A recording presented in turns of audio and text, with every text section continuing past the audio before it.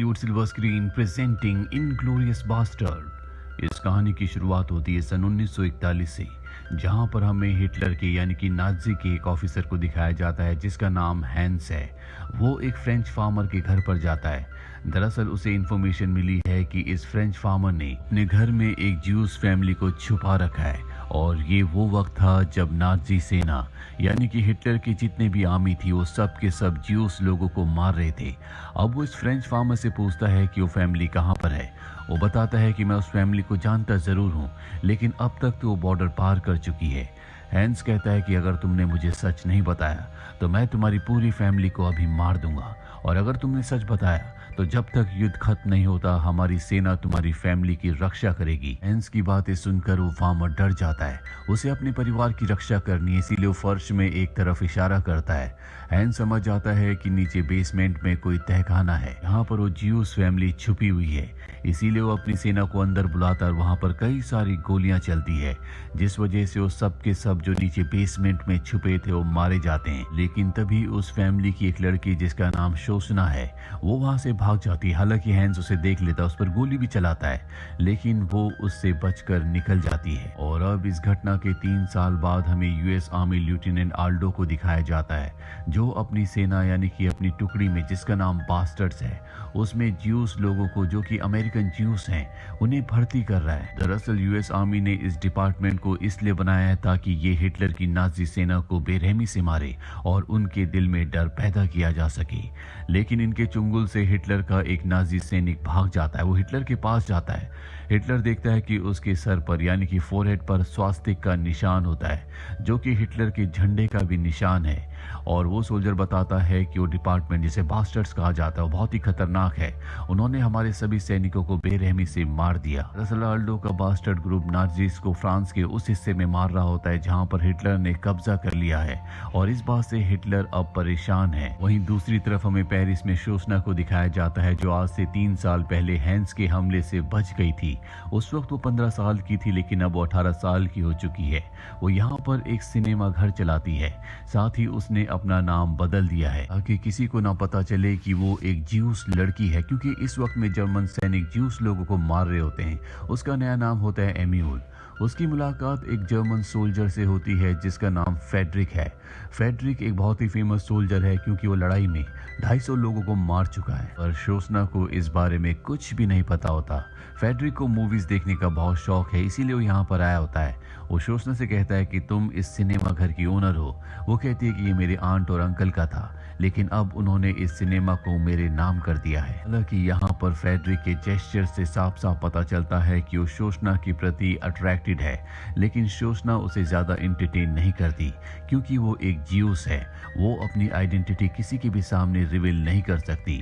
अगले दिन जब वो एक रेस्टोरेंट में बैठी होती है तो फेडरिक एक बार फिर से उसके पास आता, उससे बात करने की कोशिश करता है, लेकिन वो उसे कहती कि अगर तुम चाहते हो कि तुम्हारी एक जर्मन गर्लफ्रेंड बने तो तुम्हें किसी और को अप्रोच करना चाहिए। अभी वहाँ पर एक जर्मन ऑफिसर आता है जो फेडरिक से उसका ऑटोग्राफ लेता है क्योंकि वो एक वॉर हीरो है। ये देखकर शोषणा को अजीब लगता है। वो उससे पूछती है कि तुम कौन हो, जिसके बाद फेडरिक अपने बारे में उसे बताता है। अगले दिन शोषणा जब अपने सिनेमा हॉल में काम कर रही होती है तभी वहां पर एक जर्मन ऑफिसर आता है और शोषणा को अपने साथ चलने के लिए कहता है। इसके बाद शोषणा को वो एक होटल में लेकर आता है जहां पर बहुत सारे जर्मन सैनिक होते हैं। यहाँ पर फेडरिक भी होता है। यहाँ पर वो ऑफिसर शोषणा को एक फिल्म मेकर और एक एक्ट्रेस से मिलवाता है। शोषणा से बात करके काफी प्रभावित होते हैं और कहते हैं कि हमारी फिल्म का जो प्रीमियर होगा वो तुम्हारे सिनेमा हॉल में होगा। और तभी यहाँ पर हैंस आ जाता है, जिसे देखकर शोषणा थोड़ा सा घबरा जाती है क्योंकि आज से 3 साल पहले हैंस ने उसके परिवार को मारा था और उसे मारने की कोशिश की थी, लेकिन उस वक्त वो बच गई थी। हैंस शोषणा से यहाँ पर बात करना शुरू करता है क्योंकि उसके सिनेमा हॉल में जो अब मूवी का प्रीमियर होगा वहाँ पर जर्मन के बहुत बड़े बड़े ऑफिसर्स आएंगे, जिसमें से हिटलर भी एक होगा, और उस जगह की पूरी सिक्योरिटी की जिम्मेदारी हैंस के ऊपर है। शोषणा उसे सब कुछ बताती है कि किस तरह से सिनेमा हॉल पहले उसकी आंटी और अंकल का था, लेकिन उनकी मौत के बाद अभी उसका हो चुका है। हैंस उससे पूछता है कि प्रोजेक्टर को कौन ऑपरेट करता है। वो बताती है कि उसे एक नीग्रो ऑपरेट करता है। हैंस कहता है कि हिटलर कभी नहीं चाहेंगे कि उनके लिए कोई नीग्रो किसी प्रोजेक्टर को ऑपरेट करे, इसीलिए प्रोजेक्टर को तुम्हें ऑपरेट करना होगा। शोषणा कहती है कि वो नीग्रो जरूर है, लेकिन वो एक जर्मन है। हैंस इसके बाद यहाँ से चला जाता है। शोशना जो कि हैंस की प्रेजेंस से उसके सवालों से बहुत ज्यादा घबरा गई थी, अब वो रिलैक्स होती है।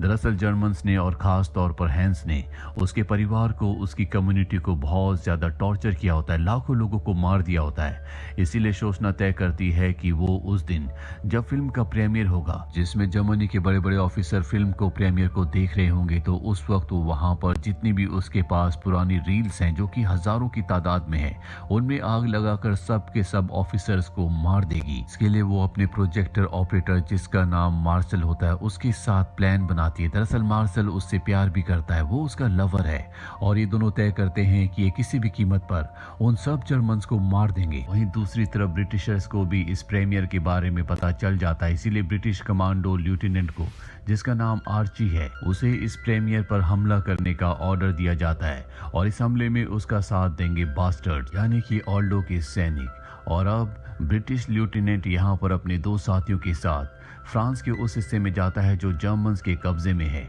और यहाँ पर वो उसी फिल्म स्टार से मिलता है से शोशना होटल में उस फिल्म मेकर के साथ मिली थी।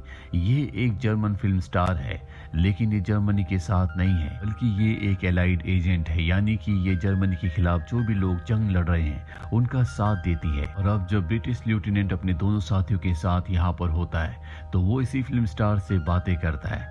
यहाँ पर सब के सब जर्मन सैनिक हैं, उन्हें कहीं ना कहीं शक हो जाता है। वो फिल्म स्टार, वो एक्ट्रेस उन्हें बचाने के लिए कह देती है कि प्रीमियर के दिन ये मेरे बॉडीगार्ड्स होंगे। अब ये सब के सब यहाँ पर बैठ जाते हैं, पर गलती यहाँ पर ब्रिटिश लेफ्टिनेंट से हो जाती है।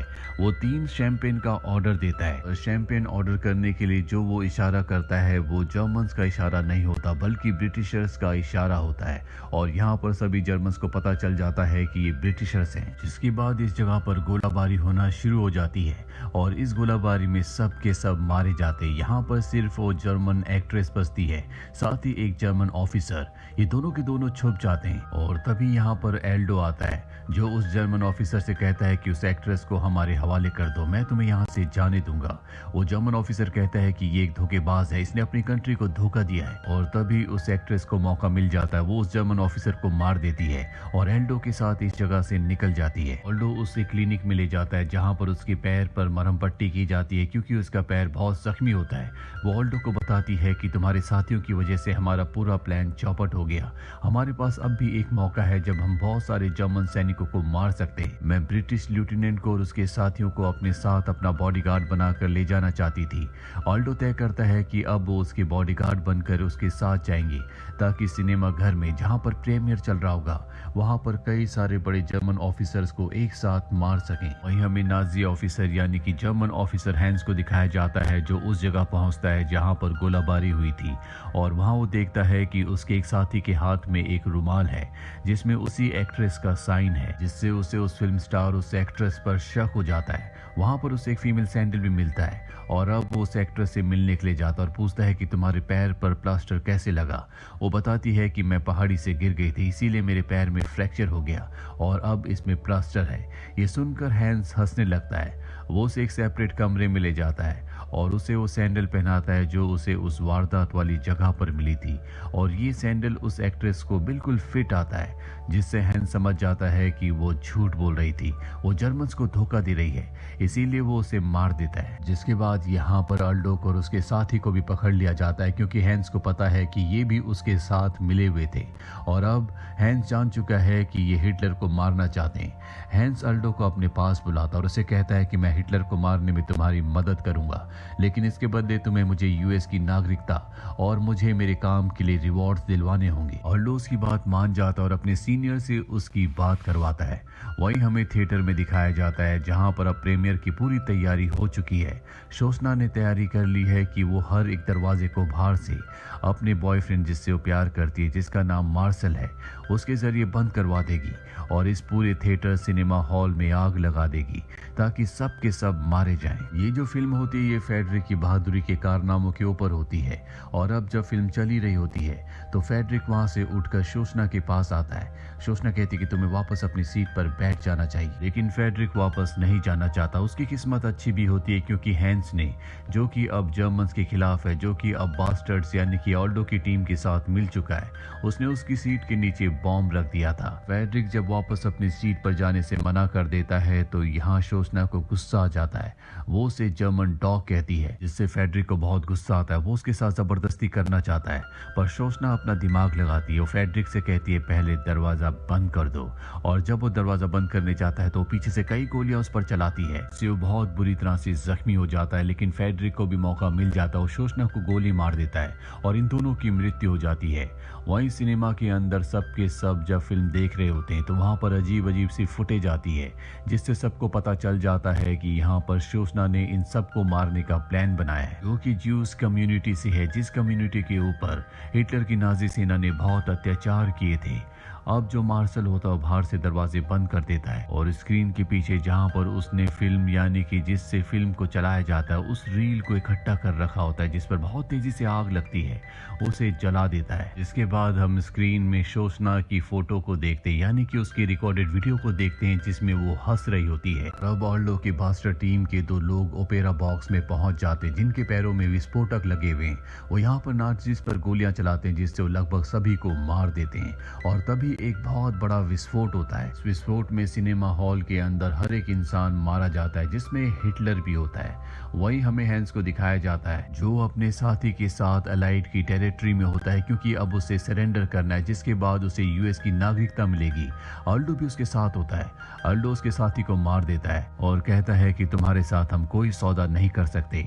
वो उसके फोरहेड पर स्वास्तिक का निशान बनाता है, जैसा कि वो हर जर्मन के साथ करता है, ताकि युद्ध खत्म होने के बाद भी सबको पता चल सके कि वो नाजी का एक सिपाही है। और ये एक तरह की ऑल्डो की एक मोहर अपने दुश्मन के सिर के ऊपर भी होती है। और इसी के साथ ये फिल्म, ये कहानी यहीं पर खत्म हो जाती है।